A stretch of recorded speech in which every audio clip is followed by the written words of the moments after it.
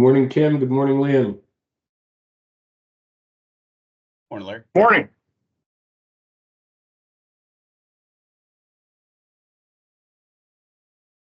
Look, we're filling up. We'll give it a couple more minutes. We'll get started. Are you guys everybody able to see the presentation on their screens? It's marvelous. Hi, Joe. Good morning. So you and Liam should be able to, when we come to your slides, to be able to advance yourselves. If you have any trouble, just let me know and I can do it for you. Great.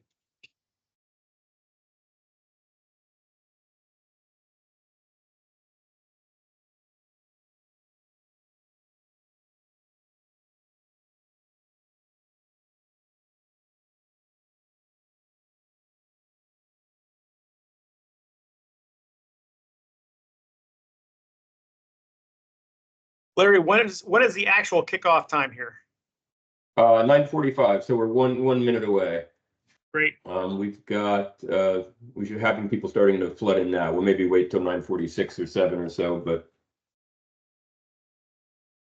oh.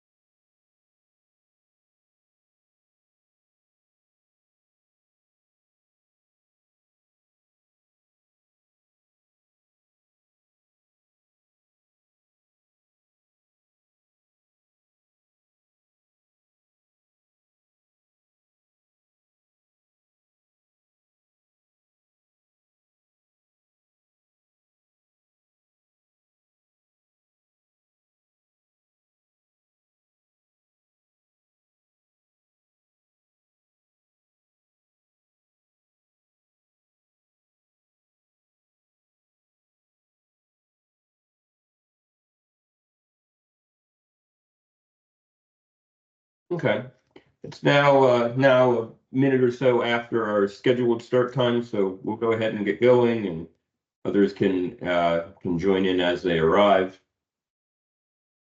I'd like to thank everyone for joining us today. My name is Larry Navin. I'm the Vice President of External Affairs for the Methanol Institute.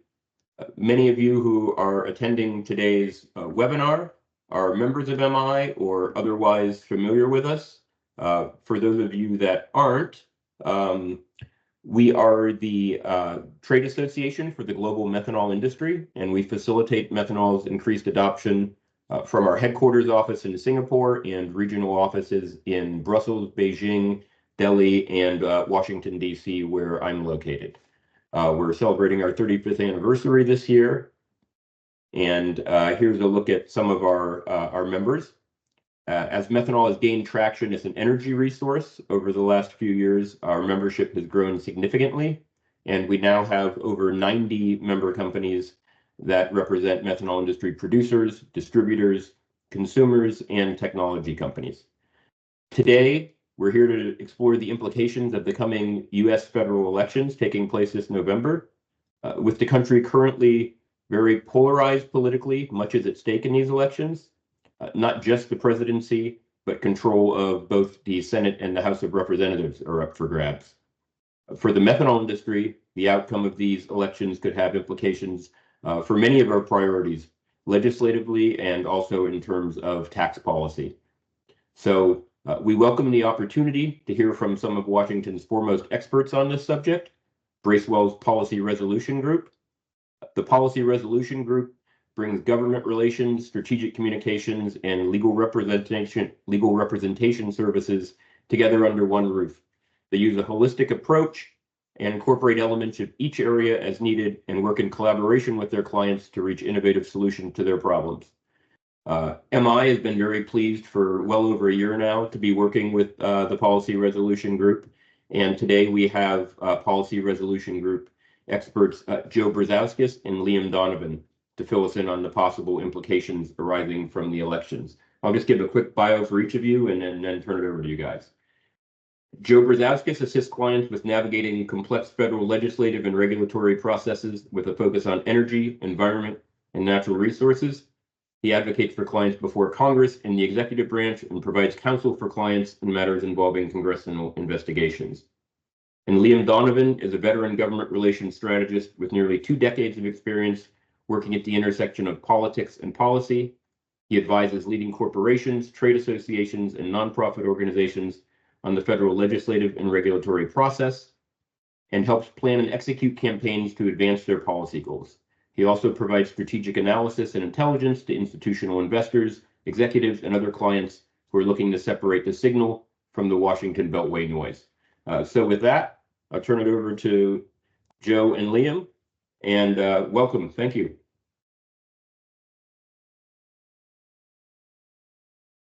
Liam, you're on mute. Of course I am. It wouldn't be a Zoom if I wasn't starting out on mute, but thank you very much, Larry. Appreciate the introduction. Joe and I have been doing this presentation for some time now, and I think this initial sort of setup started out as a framing device for why are we even talking about this. Back in January or February, even the notion that Donald Trump might be on his way back to the White House was a little bit unthinkable, and I think we need to remind people why it is we're even having this conversation.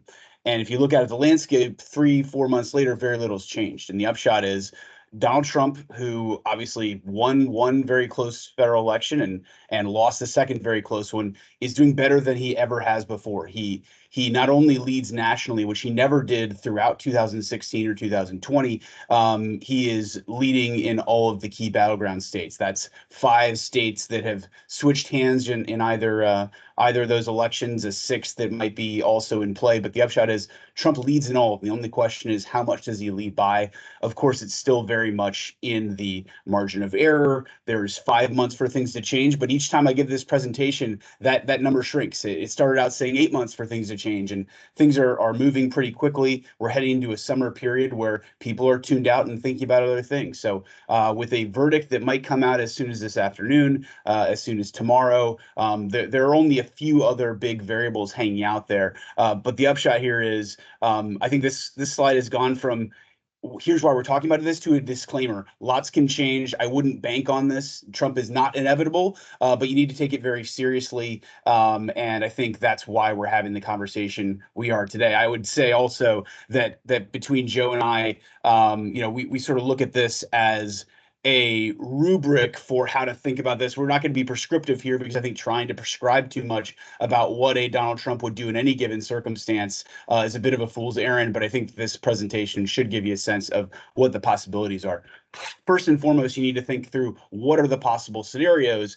And while yes, there are 4 broader outcomes. Either Dems have a really good night and they pick up everything and they have the opportunity to go back to the way they had the last Congress and have the opportunity to extend their policies at the regulatory and legislative level. That's probably the least likely outcome at this point. Maybe not the least, but it's a relatively low level of likelihood there. I think we can sort of index that down. If it does happen, of course, from in terms of energy policy related policies to methanol, I think it would be almost entirely good news, but I don't think we should spend too much time thinking about that. Divided government is reasonably likely in that Republicans have a very good shot at picking up the Senate, just the nature of the map. In a competitive Senate election, Republicans would be able to win seats in places that Donald Trump could carry them across the finish line, even on a night that he doesn't get returned to the White House. So I think that's how you should think about divided government. Republican Senate is a very likely scenario, probably 80% of the time, something like that. Right now, depending on your perspective, either it's a 50-50 presidency, maybe a little bit more tilted towards Republicans. I think the thing to remember there is if you get a Republican White House, you will have a Republican Senate. The only thing that's really up in the air is the House. If you pay attention to politics, specifically the hijinks on the House floor, a lot of people that pay attention to these things would think there's no way you could elect a Republican House. It's definitely going to be Democrats. We can't possibly do this again.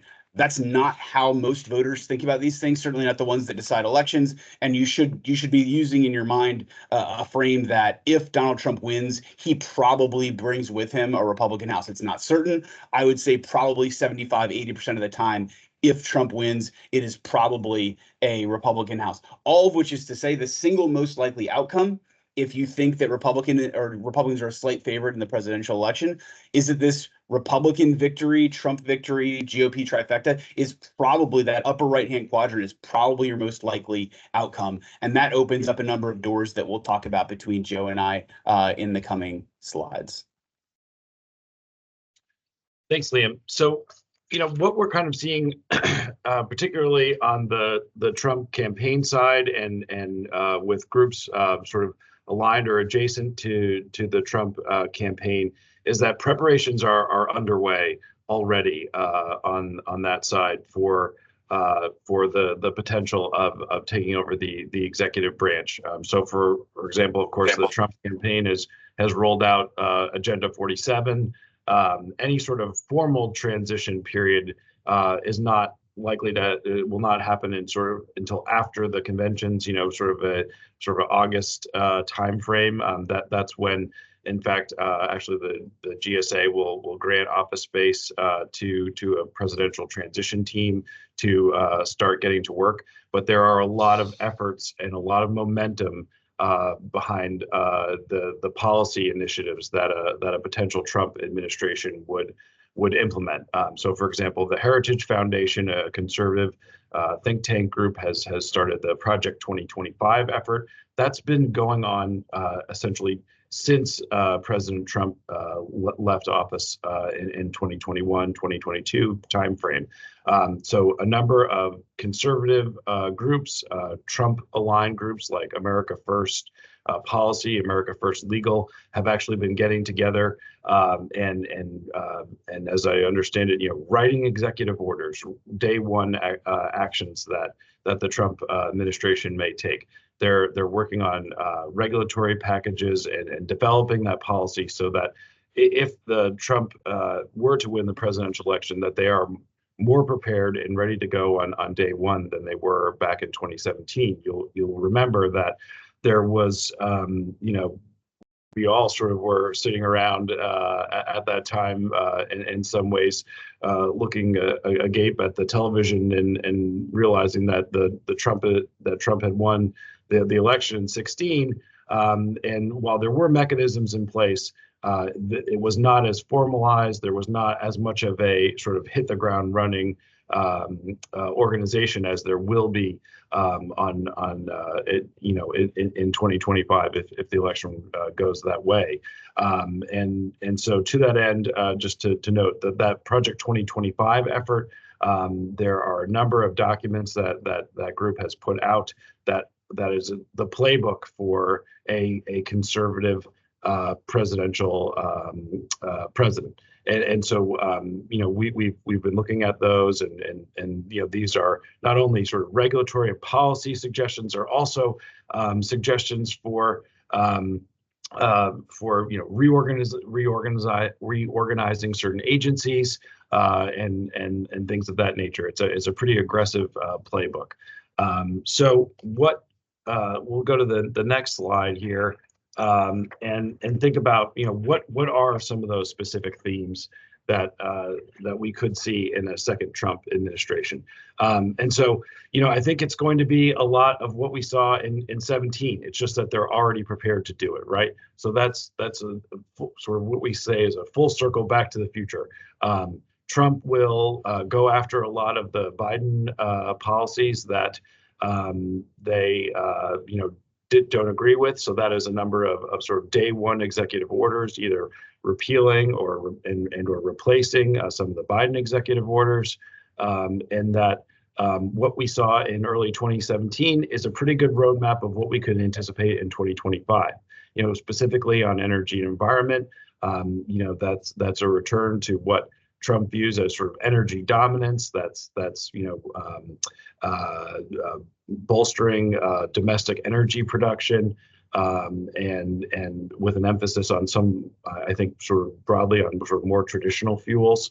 And then also what we have learned is that in terms of the folks that will be installed as political appointees, both sort of in the cabinet as well as sort of trickling down into the political appointees at the individual federal agencies, is that the personnel are going to be critical, and that there is going to be an emphasis specifically on loyalty to Trump and to Trump policies, and that will likely be the most important characteristic of the individuals that we will see heading into that administration.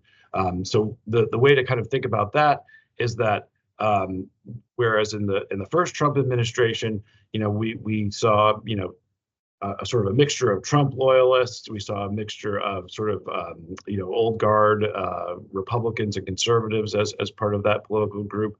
Some who were willing to push back on certain Trump policies, and sort of raising, for example, a number of sort of legal durability concerns with regulatory or policy actions. Here, I think we can kind of understand that it will be a policy decision made at the highest levels, and sort of an understanding that those decisions need to be executed in the way that they were mandated at the top level, and sort of get to yes, don't tell me no sort of view of implementing those policies.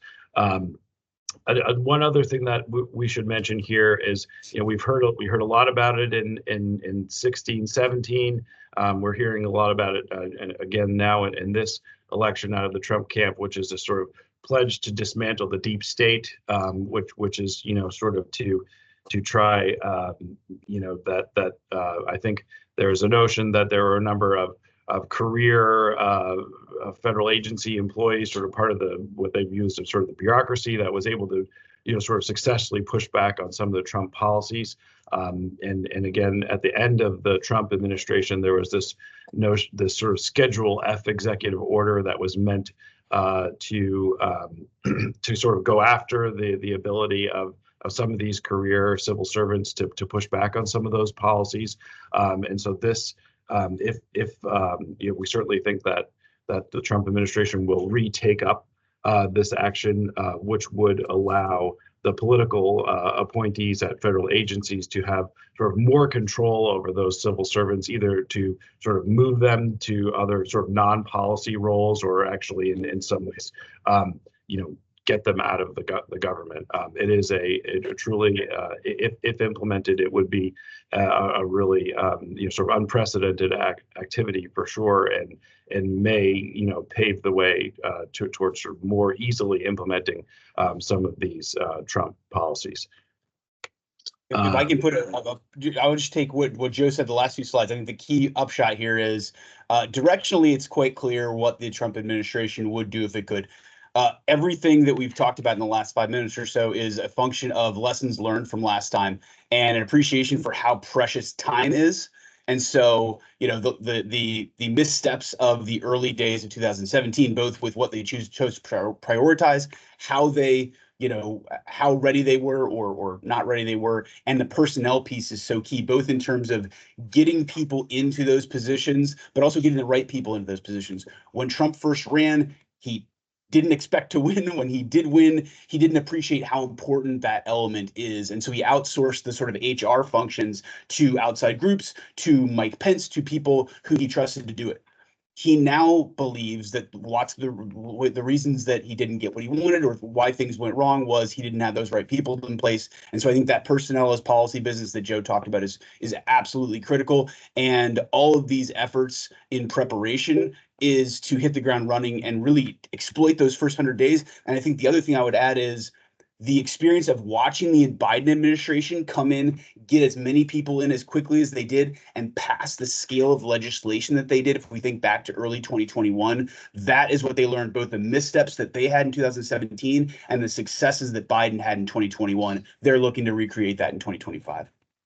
Yeah, that's right, Liam. And some of the conversations that we've had with some of the folks who are close to the Trump apparatus are that they saw what Biden did. That what they said verbatim to us is that Biden had almost 4,000 political appointees ready to go on day one.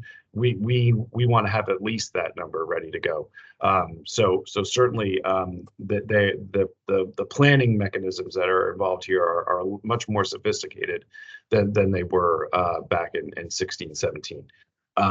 So if we just kind of quickly, we talked about sort of this notion that Trump will roll back regulations and sort of attempt to undo what the Biden administration has implemented over the last 4 years. And just to quickly talk through some of what some of those mechanisms look like.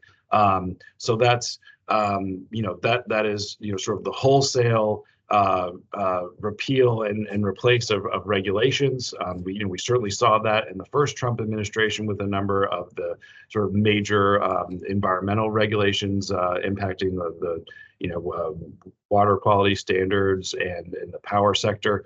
I think we can certainly and have heard that that these regulations would be again on the chopping block here in a second term. Now that, as Liam noted, that takes a lot of time, right? The Trump administration has to utilize, for the most part, the Administrative Procedure Act process to rescind a rule, and then if they want to replace it with another one. So that is notice and comment style rulemaking. That does and sort of gathering the necessary data and information to be able to sort of make those things legally protected and sort of de-risk at any of the legal challenges there does in fact take time.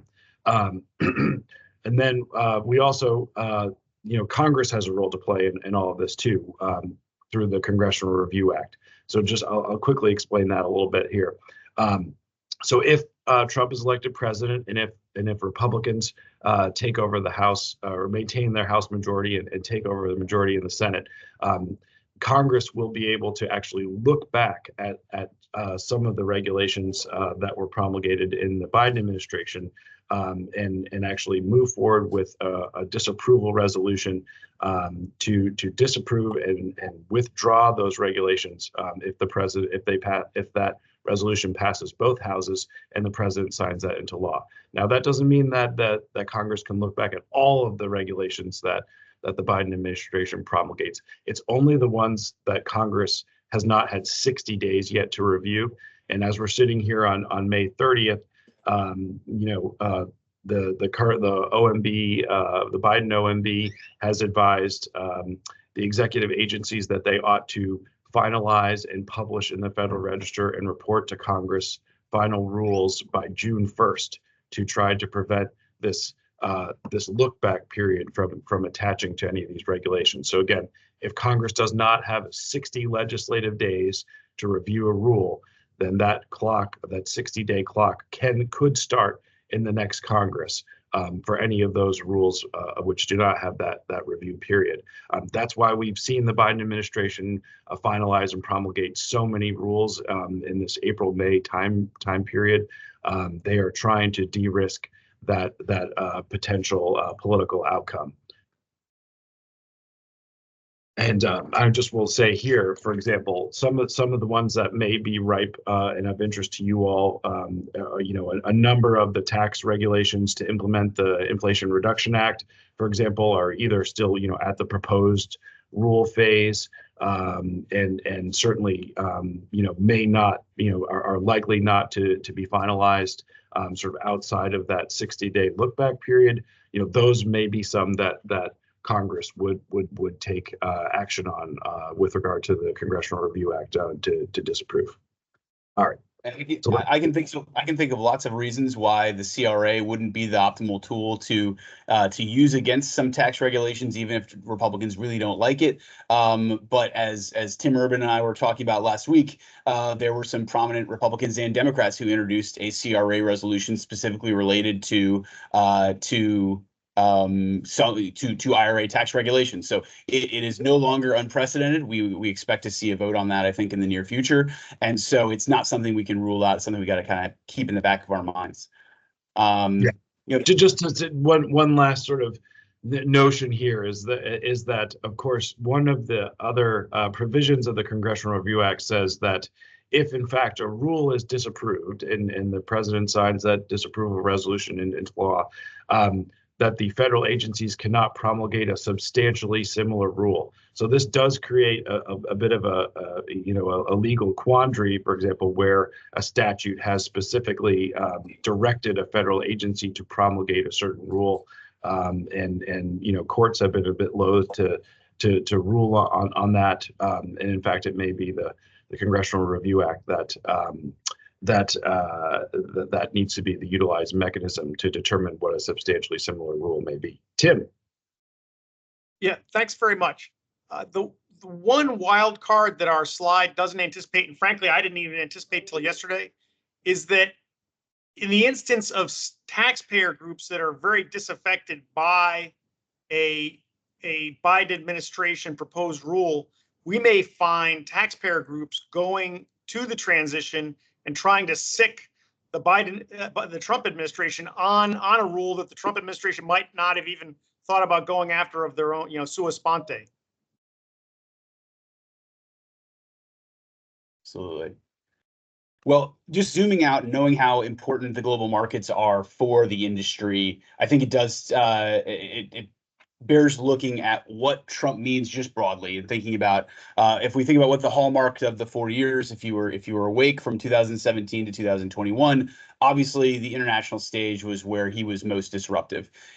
He is somebody who, at a basic level, he's come to different political positions later in life, but throughout his public life, he's been very much on the side of protectionism and isolationism. He's been skeptical of all things, multilateral being the key here. He has signaled that he is okay with bilateral relations and bilateral trade, but anything multilateral is definitely iffy, to the point where he obviously took NAFTA, made it his own. It's now USMCA, and therefore somehow safe because it's a Trump thing. But multilateral in his mode is not good. That has pretty big implications, obviously, for trade, which we'll talk about a little bit more, for NATO, for the global alliances. I think that's one of the places where, as Joe mentioned, a lot of people around him have kept him in bounds. His preference for the generals in the first term were probably one of the reasons that things didn't go further off the rails in that regard. But day one, both in 2017 and I would imagine in 2025, we're probably out of Paris. So anything that relates to the global relationships and the role of the United States, I think is definitely something that you can expect to go right back to where we were in the sort of chaotic days of 2017 to 2001. Now, if we're thinking about trade, the interesting thing here is that directionally, nothing has really changed. Trump is unique in that he broke decades, generations of Republican and conservative orthodoxy on free trade. It's one of the ways he won the primary. It's one of the ways he won back the Rust Belt and broke through the blue wall. So we already have this floor of Trump trade policy from the last administration. Biden, for a variety of reasons, both because it's more aligned with traditional Democratic and progressive trade policy, but also because the politics wouldn't let him do anything else. Biden has kept Trump trade policy in place. So we already have this sort of floor of tariffs. But Trump has been out there beating the drum on going even further. You've heard him talking about a universal baseline tariff of 10%.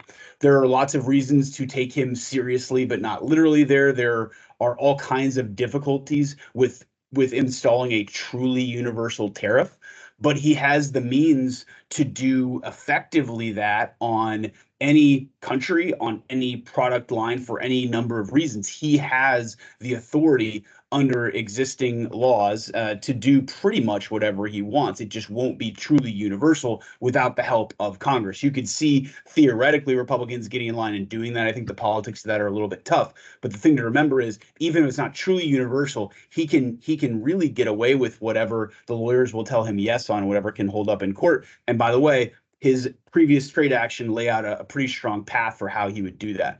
He's also been talking about a 60% tariff on Chinese goods. That's something you should take very seriously. 100% on tariff on Mexican automobiles, maybe not so much, but the bluster, I think, signals what the broader disposition will be. We already know the different means by which Trump has done these in the past. I think we could expect him to go back to that well. There's been threats in the past to use emergency declarations under IEPA. That would be more difficult politically. It would be more difficult from a legal standpoint. But it's something to sort of keep in the back of the mind. It wouldn't be surprising to hear him bring that back up.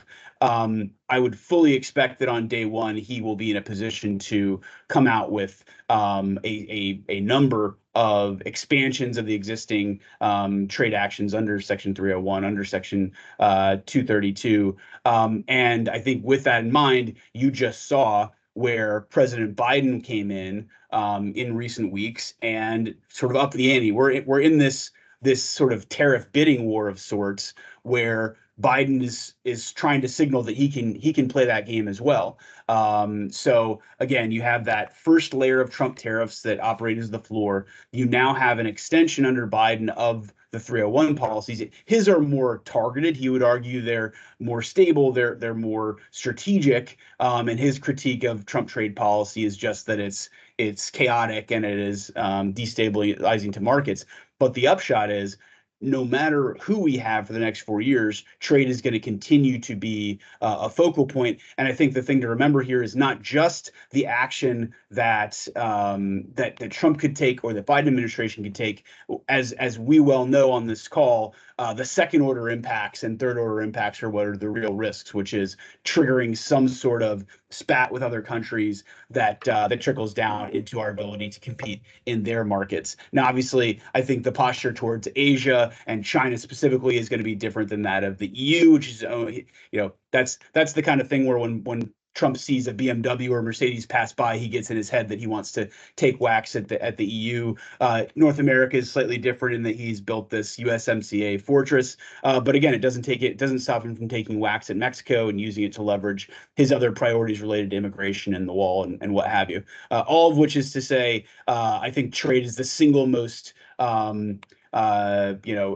exciting is probably the wrong word, but the most fraught policy area and the one that you can expect the most action should we see Trump come back. And I think the other piece to mention, going back to what Joe was talking about, the personnel and even the Project 2025 and those efforts, there's a huge difference between Trump having Peter Navarro as his top economic guru than having a Gary Cohn type or someone who is more, or Steve Moore or Larry Kudlow, somebody who's much more aligned with sort of traditional conservative supply side economics. If it's Lighthizer or Navarro, that is the sort of trade devil on Trump's shoulder, telling him the things he wants to hear. And I think that's the thing to pay attention to, is personnel as policy and who are in these positions to be advising on economic and trade matters.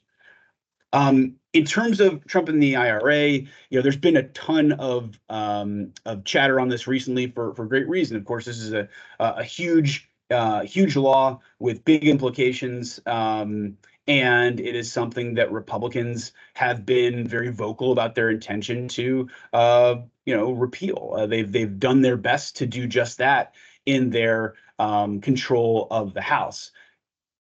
We should take a step back and stipulate that full repeal is simply not something they can do out of the gate.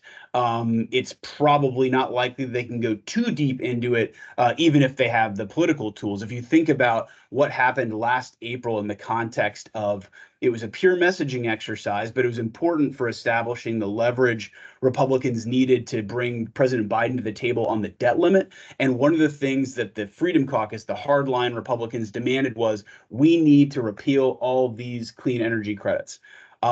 What happened, and one of the most interesting things I've seen in the last decade, the only time I've seen political power used this way within the Republican conference that wasn't from the sort of hardline right, was ag district members from Iowa, from Minnesota, from the Midwest, walk in quietly to the speaker's office and tell them that this bill will fail if you do not protect liquid fuels, if you don't protect biofuels, if you don't protect carbon capture. And so that's what happened. They did repeal just about everything else, but they spared the legacy biofuels provisions. They spared the legacy carbon capture provisions. Now, what I say is it's notable in that those provisions have Republican DNA in them. They are not purely created out of IRA. They are not seen as politically tainted in that way. And prospectively, House Republicans did not spare, let's say, 45Z. We'll talk about those things as well. But I do think there's an important distinction there in terms of what is at risk, what isn't. I think the work to be done by people that care about protecting IRA, companies on this call included, is over the coming months and year, 2 years, is to not just point to the fact that a lot of these dollars and these projects are being built in Republican districts, but remind them of that. They need to think about this not in the abstract as, you know, IRA or green energy credits. No, this is jobs in your backyard. And if they aren't constantly being reminded of that in those terms and in that context, then things can't be taken for granted, I think. Look, they will try to go after what they can, and we'll talk about why that is. But there is a $4.5 trillion problem that Republicans need to solve, and namely it is that their signature tax law from 2017 is expiring in significant ways, particularly on the individual side, and something has to give. Unless there's an appetite for $4 trillion being added to the deficit, they need to offset it in some ways, and it makes IRA that much more attractive. Now, if you're thinking about it in terms of, I mentioned those things that are probably cordoned off as the safest, things related to, you know, liquid fuels, things related to carbon capture, well, what's most at risk? And I think clearly it would be the electric vehicle incentives that have been expanded, restructured, broadened out. You know, it's not just the consumer EV credit anymore. There's also a used credit. There's a commercial vehicle credit that have their own sort of political hangups related to them. You know, wind and solar are always going to be something that Republicans take whacks at.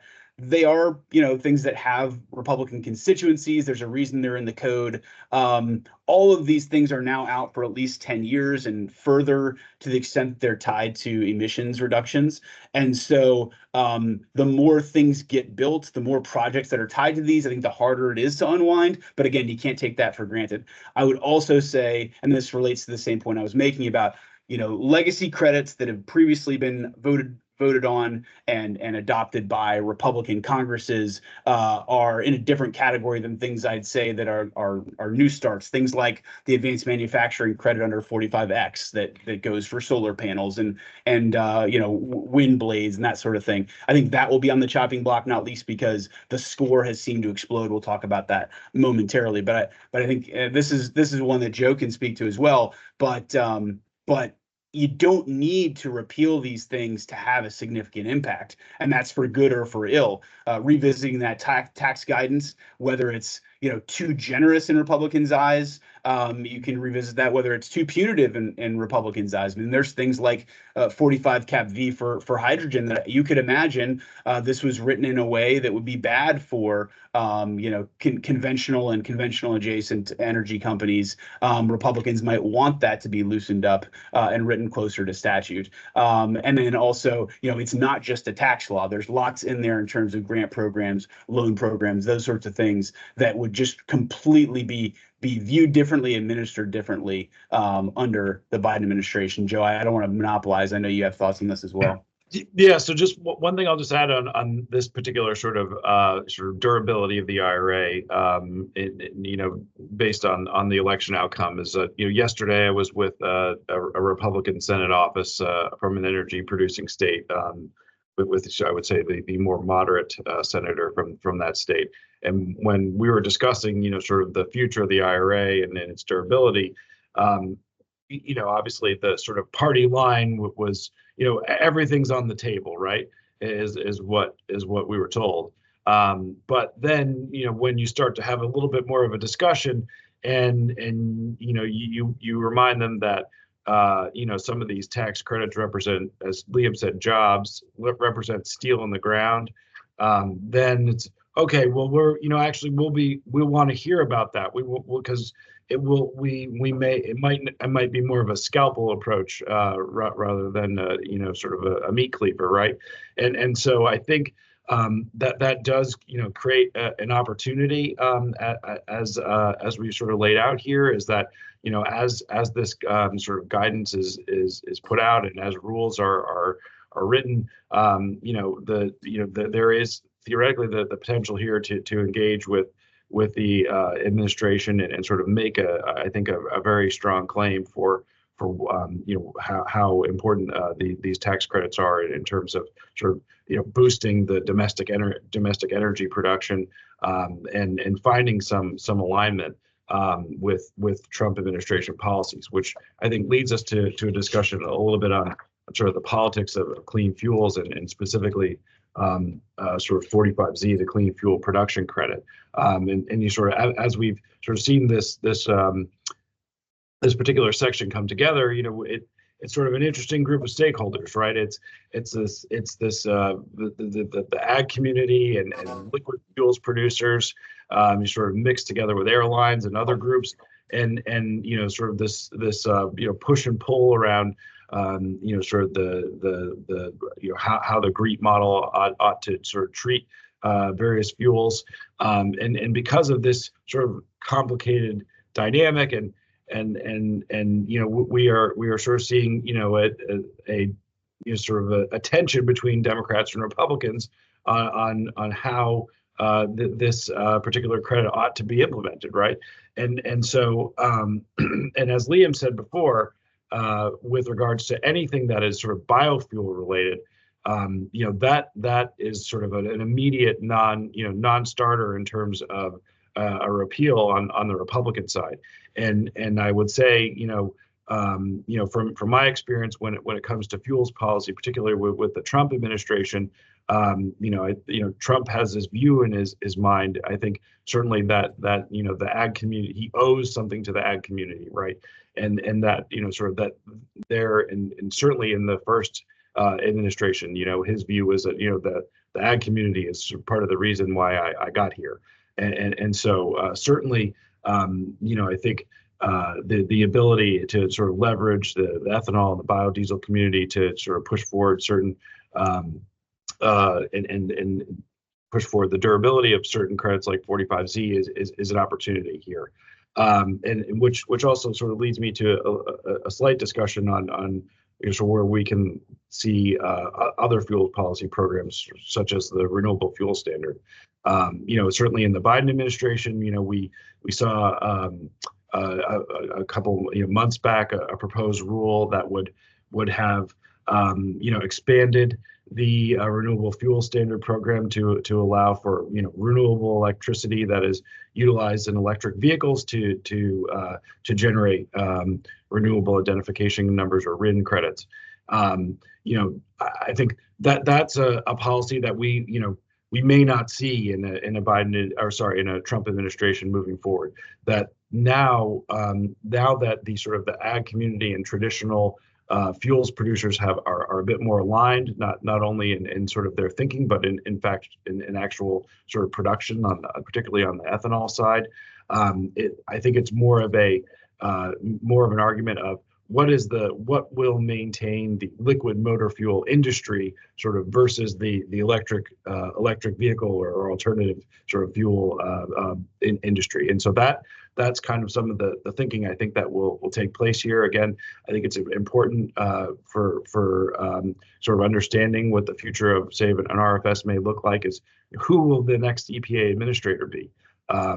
Certainly my former boss, Andrew Wheeler, who was the Trump EPA administrator,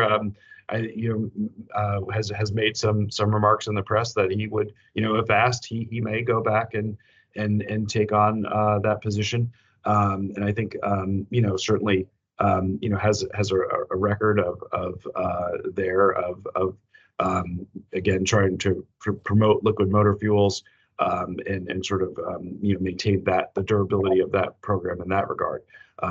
But again, as we sort of stated before, the last person that talked to President Trump is sometimes the one that is going to define the policies here, and so it is again that the loyalty factor and the actual individual members who are running these programs are going to be critical for sort of understanding how things move forward.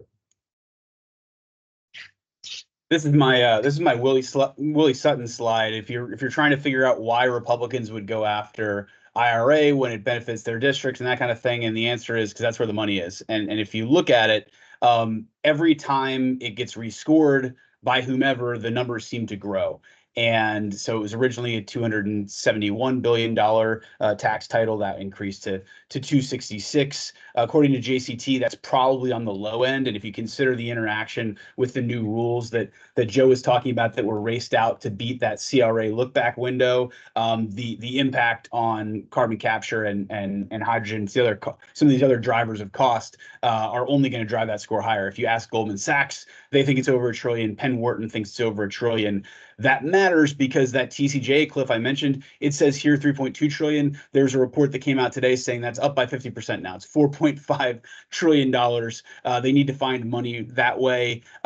So that scalpel that Joe mentioned, as that pie grows, could be used to significant effect, even without cutting down to bone there. What are the largest gainers? As I mentioned, electric vehicle credits, for its own reasons, are ripe for the picking. That has exploded 4 times compared to what they originally scored at. Advanced manufacturing, that's that 45X credit I mentioned. That's 3 times what it was originally. I think carbon capture and clean fuels, for the reasons discussed, are safe, but that has doubled. Energy and electricity, that's the one that's actually relatively small. There will be reasons they'll want to take whacks at renewables for their own political reasons, but it's not really a driver of cost at this point. Why does this all matter? Well, it's because of the Super Bowl of Taxmageddon, whatever you want to talk about. It's not just IRA. It's not just the Tax Cuts and Jobs Act. Remember, we have the debt limit ceiling kicking back in January 2nd. Because of Treasury's extraordinary measures, that pushes out the X date later into the year. That's probably your likely forcing mechanism. I think, the fact that we're talking right now, and I guess it's kind of dormant, but the fact that we were having a tax policy conversation in recent months that related to the previous 2 years of expired tax provisions tells you whenever Congress can delay turning in its homework, it tends to do that or try. I think the debt limit is one of the things that pushes this conversation earlier rather than later. I would never doubt the ability of Congress to kick the can if it's ever an option, but this is what kind of forces that conversation, is the debt limit. What else is in there? The premium support for the Affordable Care Act, that was extended for 3 years in the IRA to sync up precisely with the Tax Cuts and Jobs Act. And also, what else are we talking about in 2025? Well, the guidance we got yesterday for 45Y and 48E, the energy technology neutral energy credits, the follow-on credits for wind and solar and those other technologies, those will be implemented next year. And so tax year 2025, that's going to be key. There are stakeholders who want that to happen. There are stakeholders who want to push that out further. So everything in the code, the major legislation for the last 3 presidents, are all going to have big questions to be dealt with in the next year. As Joe mentioned, Republicans are at least playing the whistle, treating this as though A, that they're going to have the power to do whatever they want, and B, that everything's on the table. They need to figure out what their consensus can be. I think the biggest problem here is, think about it this way. If you look at just Republican tax writers in the House, there are only 5 members of the committee that are on the committee now who were there on the committee for the Tax Cuts and Jobs Act. There are only less than half of the Republicans on the committee were even in Congress for that vote. If you look at Congress more broadly, if every Republican incumbent wins, and they won't, that's seeking re-election, only 85 of them will have been around for 2017 tax law, all of which is to say none of these guys know what's in this. They have no sense of pride of ownership or authorship. There's a huge education effort that needs to happen, not just for members, but for staff. Going up and trying to lobby on the Hill right now is incredibly difficult because you have to teach everyone the most basic concepts before you can get into the granular levels.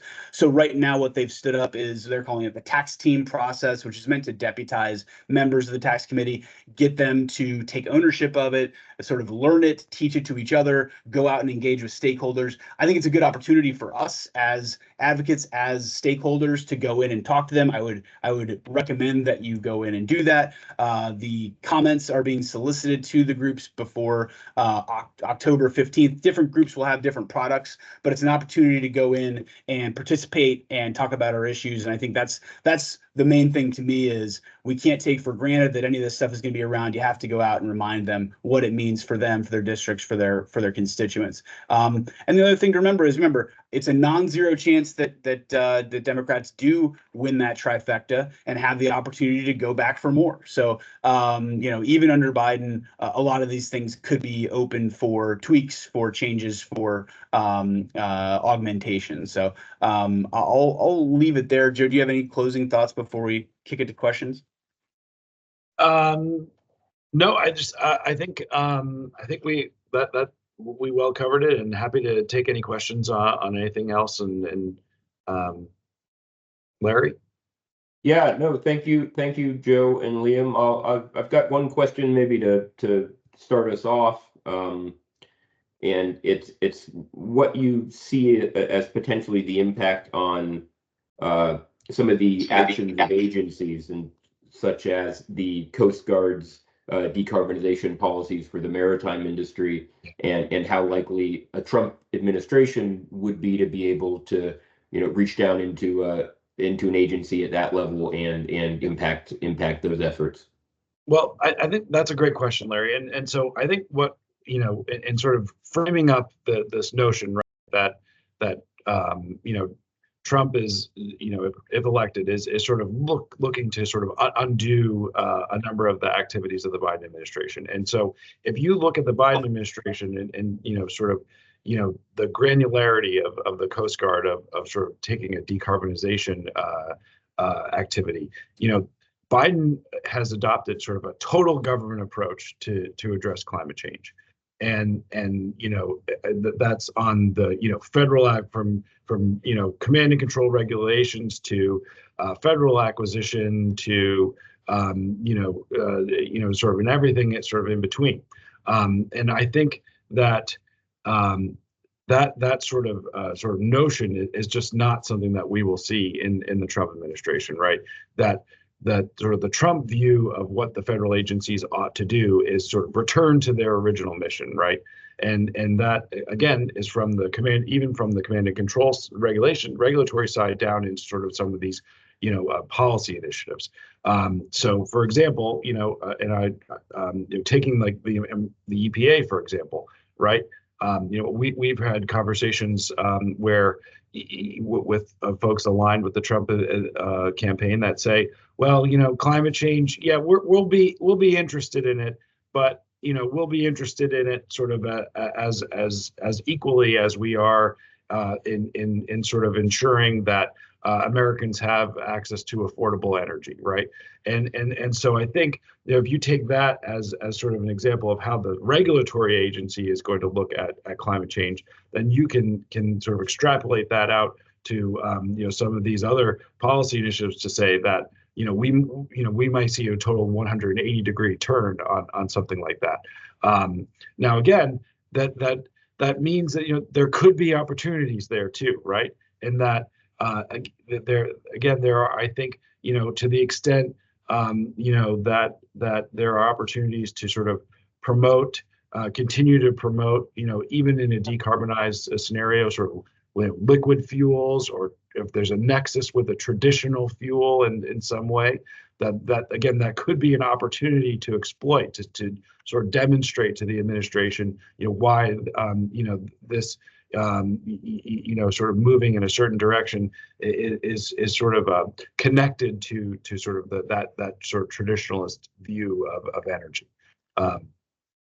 I think Joe's point about the posture of the administration and how they view themselves in terms of sort of the reactionary piece of this, in terms of unwinding the overreach of the previous administration, I think is exactly right, and probably relates more specifically to the policy that you mentioned related to Coast Guard decarbonization. But I'd also say what makes the Trump administration different than any other administration, Republican or Democrat, is the susceptibility to and meddling, frankly, things that would never, I mean, Coast Guard decarbonization, you can imagine never rising to the level of being something that's on the president's radar or on the West Wing's radar. That's handled by smart policy experts, within the discipline.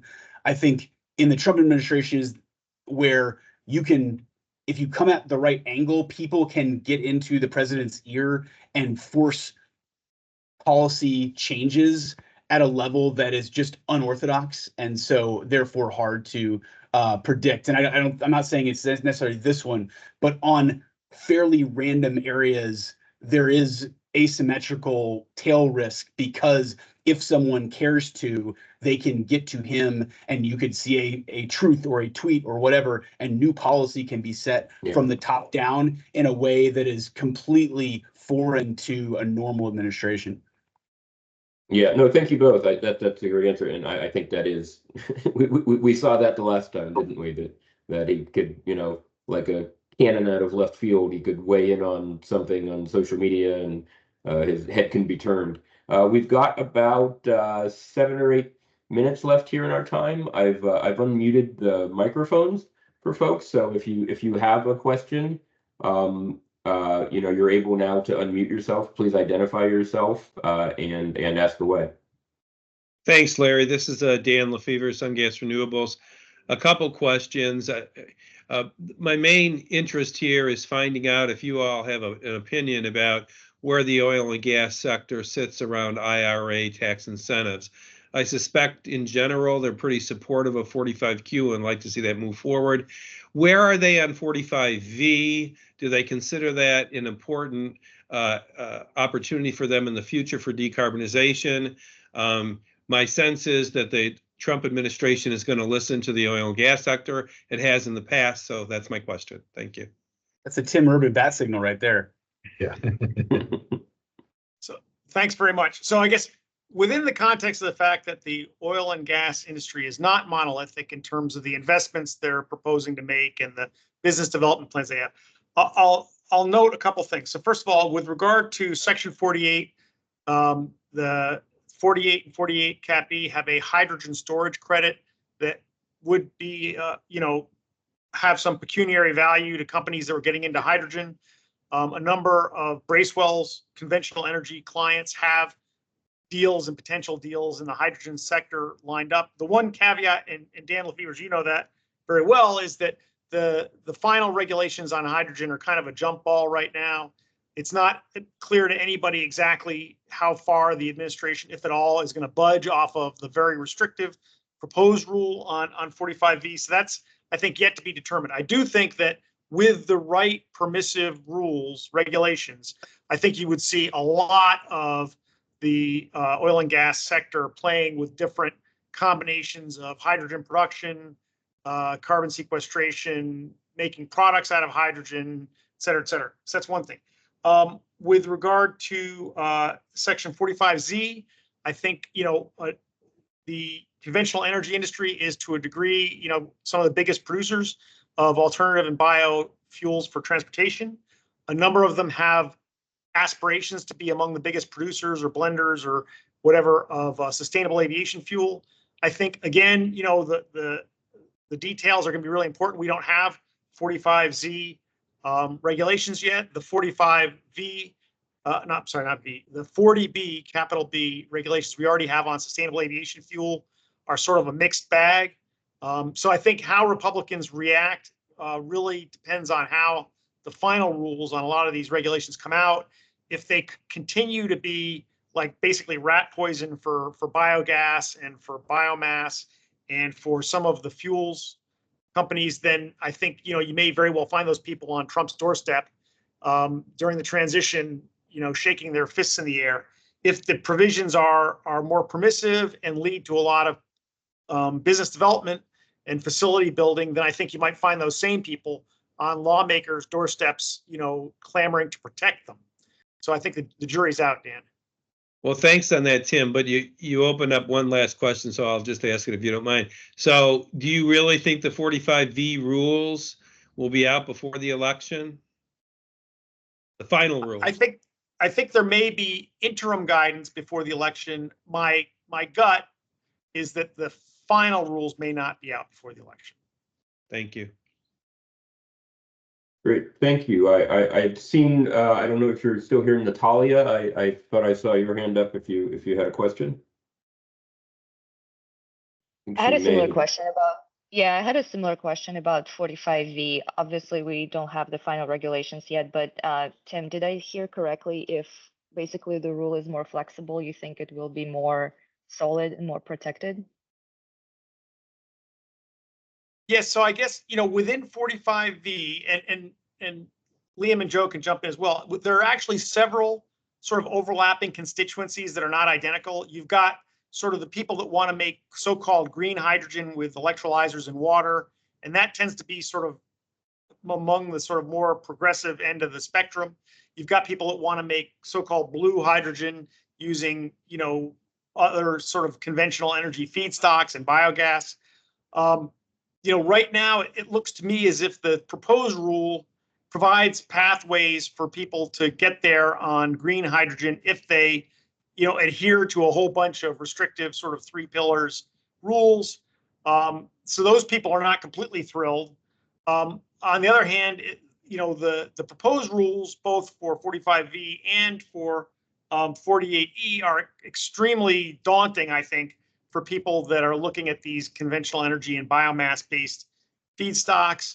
There's a lot of, it seems to me that there's a lot of questions which don't lead me to think that there is potentially a good result going to occur at the end of this process. So, I think, yeah, if Republican constituents end up getting rules that allow them to go forward and begin construction and place facilities in service and make investments and make energy, I think that, I think they would go to a Trump administration or Republican Congress and lobby them to, to pass over them and not drop the axe on them. On the other hand, if these things all just turn out to be, very, very restrictive and sort of giveaways to a very narrow subset of the most progressive, Biden constituents, then I think that they're not going to have the same sort of body armor against a Republican administration or Republican Congress. But Liam and Joe may have more to say on that.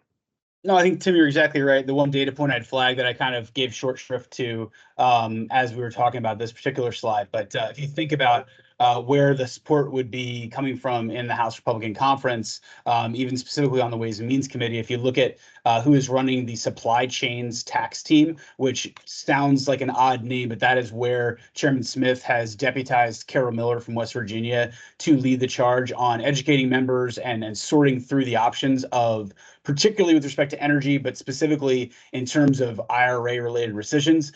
Carol Miller is the sort of Joe Manchin counterpoint. She is the 45V champion over on that side. So I think that's indicative of, having somebody that's engaged over there that will be evangelizing. Obviously she'll want the guidance to come out well and be improved, but she's somebody that sees the potential of it and frankly has even, methanol being produced in the district. So I think there's a nexus there that's useful politically and something to keep an eye on going forward. Great. Yeah, Well, I'll just throw in one last thing as a sort of as a practical matter, right? If the Trump administration can certainly redo the 45V rulemaking and guidance in that regard and sort of potentially make it more palatable to sort of their constituency. So if that's one that sort of a provision of the IRA that endures, that there is a way to sort of for them to go and tweak it, without sort of a wholesale repeal and or sort of even utilizing the Congressional Review Act. So. great. Well, it looks like we've reached time, so I'd like to extend our thanks to Joe and Liam and Tim for the insight today, and thank you also to all of you who attended. I think this was a great learning experience. We will feature this as evergreen content up on our website. We've recorded this webinar, and it'll be on our America's Policy section, and we can send the links out to that to attendees and registrants as well. So again, thank you all very much, and we look forward to hosting another webinar in the series of MI webinars in the near future. Thank you, everyone. Thank you. Thank you.